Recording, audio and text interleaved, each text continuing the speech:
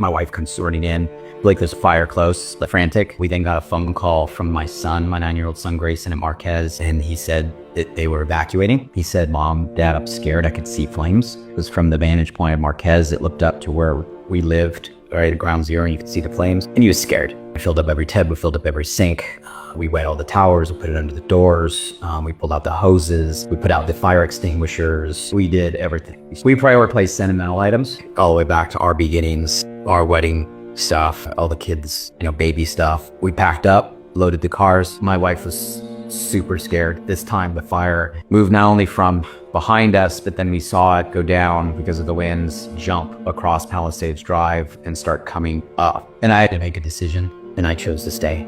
So I sent my wife, sent her down the hill, and obviously I was on with her until she got out, and it was scary. Watching and hearing her narrative as she's driving through what are literal fires on the right, on the left, on the roads. Obviously I was on the phone with her until she made it through all of that, ended up over to my sister's house in Santa Monica, and then I stayed at the house. So at least I knew at that point my wife was safe, my kids were safe. So at that point it was a waiting game. I could see what the fire's doing. My house had a unique, vantage point because it is the top of the Highlands. You can see everything. So I was just standing on my patio cover in the backyard watching. Nighttime came and it started to turn into Armageddon. Everything went dark. The flames looked like hell. And I watched it come up the mountain and all the way up the canyon and jump the canyon. You could see the black smoke start going up when it starts hitting structures.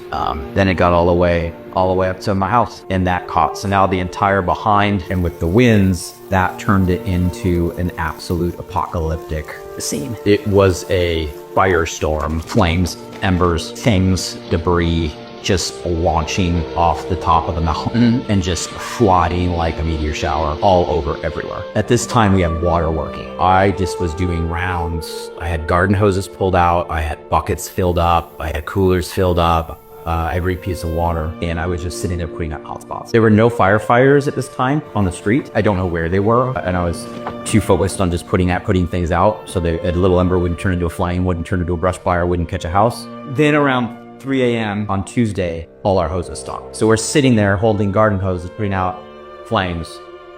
Water goes off. That was the moment. Like, what do we do? For a minute, I thought, I was like, oh my God, we're done. When the water ran out, before I thought about the pool and the rinse kit, I started running around looking for firefighters out of desperation. So I ran a couple streets over. There was at least 3 fire trucks, and I went in and all the firefighters were sitting in the trucks. So I was pounded on the windows. Do you have water, right? Can you help?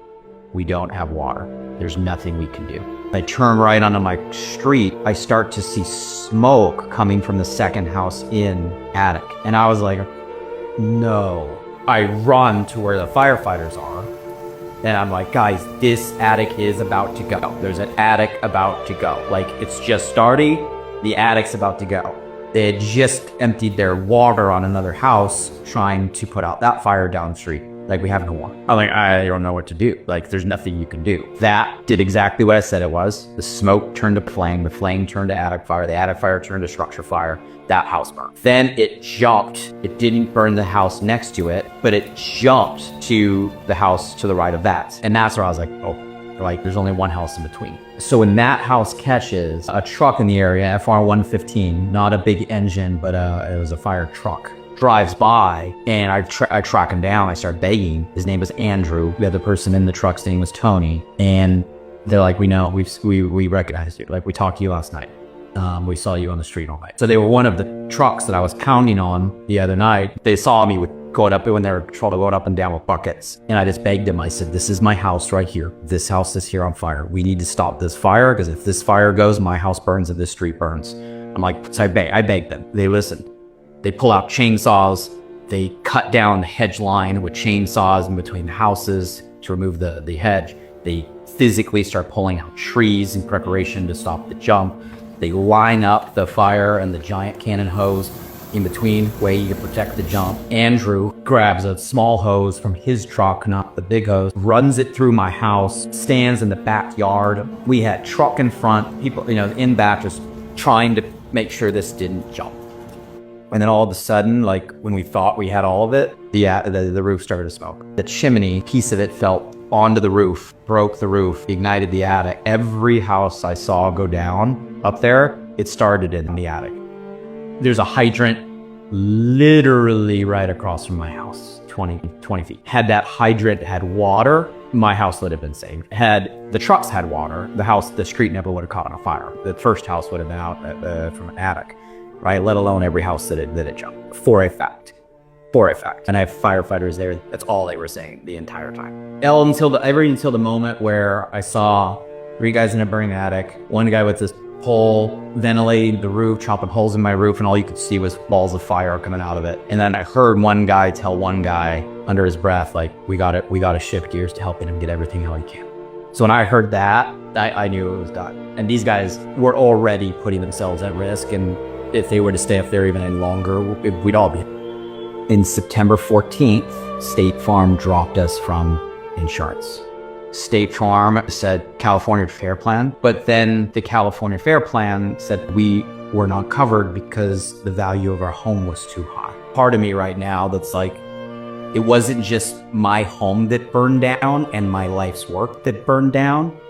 It is the trust in the leadership and the systems that absolutely failed us and could have done things to save my home for a fact, give us water. So there's a part of me that's just let down, disappointed. I'm sitting here and failed by leadership in a system that I worked my whole life, right?